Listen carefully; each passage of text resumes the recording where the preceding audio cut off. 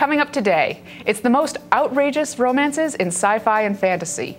First, we tell you the sci-fi hookups that have us fired up with rage. We get book club suggestions for your hot paranormal fall reading. And what happens when superheroes date? All this and more on this episode of We Come From the Future.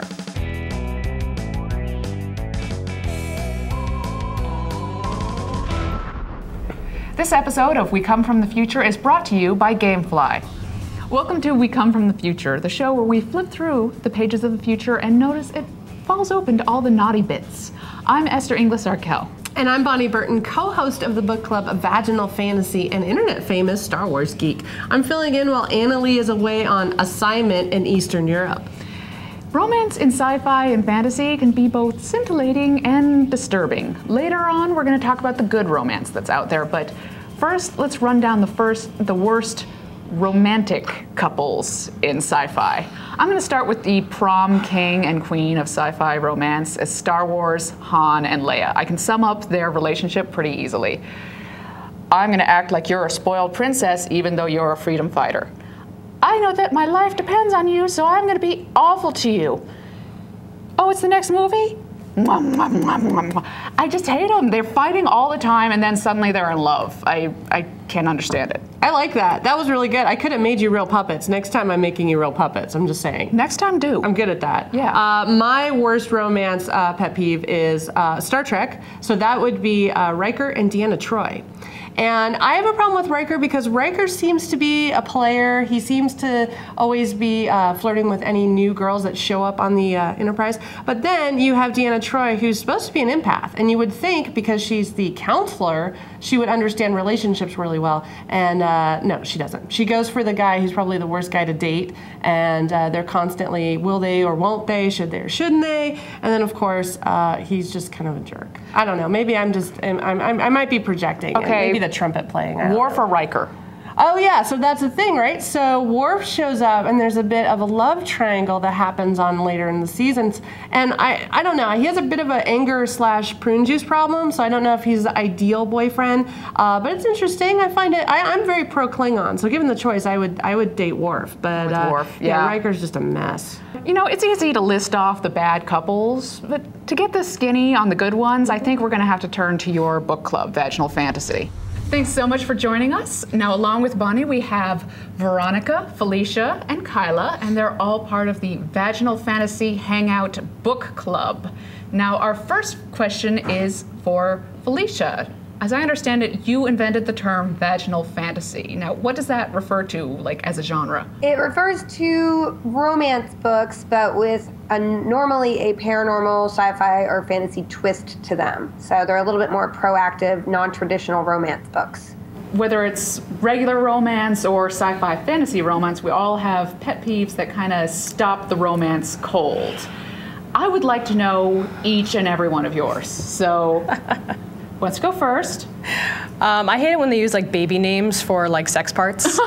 Or like really bad names for sex parts. Okay. I can't think of a good example right now, but I know it's happened. I'm Lady like, really? flower? Yeah, like lady, like her luscious flower. And I'm like, oh, that sounds gross, like Little Shop of Horrors or something. Totally valid. My biggest pet peeve in some of these books for the romantic scenes is it gets really, really hot, and then all of a sudden the chapter ends and it starts off with something that's not sexy at all. So it's like it's this cliffhanger of what? Oh, it's getting good, and then all of a sudden there's a picture. There's like a meadow with a cow in it, and you're still kind of in that hot and heavy scene, and then all of a sudden it's like a cow was inserted on the bed. So it's like, depending on how fast you read, you have to be careful not to get your scenes mixed up, or it could get really creepy. It's all about flow. Yeah. Kyla?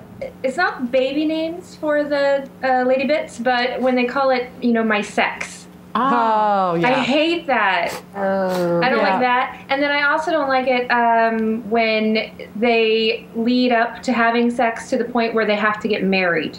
That's more bottom strippers, but I don't like it when that happens too. I think my pet peeve is more just a writing thing where it's literally chapter 1, 4th page, and she sees a man across the room, and literally it's just like her lady parts open in a way that's just so unrealistic. Like, then there's no suspense there. So whenever they see each other across the room, especially when they talk about smells, because I'm really like a clean OCD kind of person. So like, it's always a woodsy smell or the smell of she inhaled his man scent. Spices. It's like pheromones. Yeah.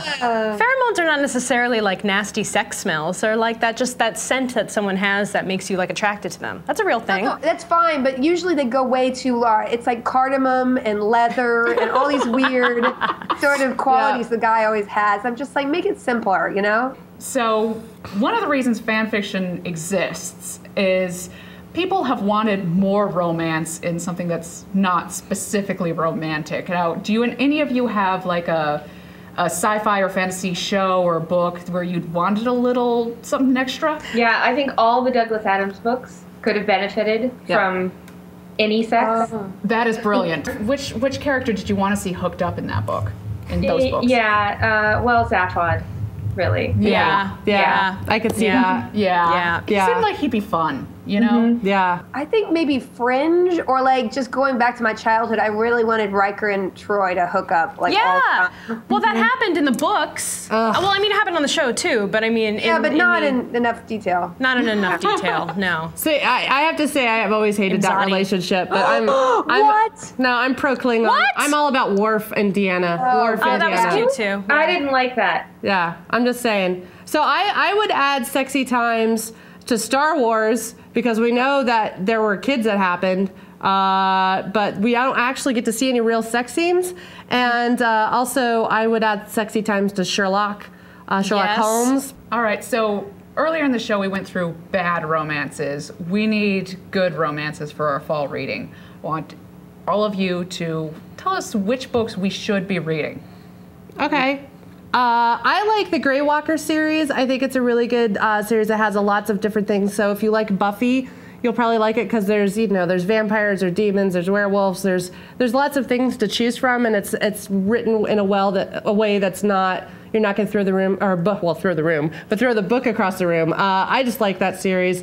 And obviously, I'm a big fan of Cthulhu erotica, so I'm just saying that again because I think people should read it. One of my favorite books that we've picked so far was called The Iron Duke, which is kind of a steampunky romance. And also, in a similar vein, I love everything Gail Carriger writes, the whole Parasol Protectorate, which isn't quite as there's not as many sexy times as some of the books that we've been reading lately, but it is still kind of steampunky. There's a lot of great romance, a lot of wonderful characters. So yeah, The Parasol Protectorate by Gail Carriger. Yep. All right. Come on, Kyla. I would highly recommend the Anne Bishop series. I think it's the Daughters of the Blood. I think that's the series.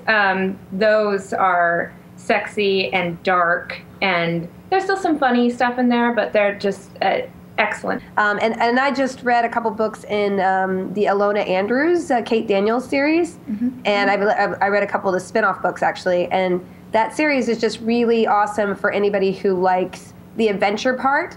It's not like super steamy, but like the adventure and the world building of magic kind of in our own world it's really well done, and all the characters are just so good. So I would definitely recommend that as an entry point. Thank you, Veronica, Kyla, and Felicia for being here. We'll be sure to check out your bookcasts in the future. Yes, you can check them out on vaginalfantasy.com. We have book recommendations from the past episodes as well as past episodes. But if you want to see our current episode, it'll be on Geek and Sundry on YouTube. YouTube.com/Geek and Sundry. This coming Tuesday night at 8 p.m. Pacific time, we'll be talking about Cthulhu erotica. Okay, so we know what we'll be doing Tuesday night. But still to come on this show, should superheroes date? Any sci-fi geek understands the importance of a healthy dose of video gaming. And so does Gamefly, the largest online video game rental service. With over 8,000 new and classic video game titles across all consoles and handhelds, Gamefly lets you play for as long as you like, no late fees or due dates, and shipping is always free. Once you're done playing a game, send it back and Gamefly will send you the next available game on your list. If you really like the game you're playing, simply click Keep It on the Gamefly website and the game is yours at a discounted price. Gamefly will even mail you the case and manuals free of charge. And if you're not a console gamer, you're still covered. Gamefly members can access hundreds of PC games for free with unlimited PC play. Plans start at $15.95 a month, but We Come From the Future fans can get a 15-day free trial. Just visit gamefly.com/future and sign up. As you've seen, romances in sci-fi and fantasy aren't unusual, but what about comics, more specifically between superheroes? Recently, DC Comics has made a pairing between two superheroic icons. That would be Superman and Wonder Woman. But is that the right thing to do? Yes. Really? Yes. They have stuff in common. They are both in the same world. They're working together, which could present problems, but I just like that. I just think they're fun. Okay, I have a problem with it. Okay, what? My problem is that there's still a guy and a girl. They're still in a relationship, and they're going to be super on everything that's normal in a relationship. They're going to be super angry, super paranoid, super jealous, super clingy. So you just put super in front of regular stuff, and that's your super duper annoying relationship. You realize that super means better than. So it's not like they take it to the worst and the best of human behavior. Superheroes are all about the greatest things that humans have to offer. And I think kissing on panel and doing nice things for each other, they ought to be really, really great at that. So here's a good question. What happens when they have their super awesome couple fight? How many people are going to be accidentally killed? How many buildings are going to explode? How many things are going to leap over tall buildings that happen to be just guy friends of Wonder Woman? They're not going to have their superhero fight because they rise to the best of their natures and they're going to talk it out amicably. Okay, what about you, viewers? Do you like superheroic dating, I guess? I don't know. I want to know what the cutesy name's going to be. Because you know when two celebrities date, they always combine the names, so it's a cutesy, annoying Wonder name. Man, Superwoman. Wonder. Nothing works. I know, it doesn't really work. So maybe you can think of some ideas. I like that, actually. Yeah. Think of some ideas. Let us know. And then, of course, when they break up, which is inevitable, let us know if you're Team Wonder Woman or Team Superman. Let us know. Send your comments to wecomefromthefuture@revision3.com. And if you'd like to see more shows, interviews, and science experiments that explode, follow us on iTunes by searching for IO9. And please subscribe to us on YouTube by clicking here. Thanks for joining us for this episode. I'm Esther Inglis-Arkell. And I'm Bonnie Burton, and we'll see you next week in the future.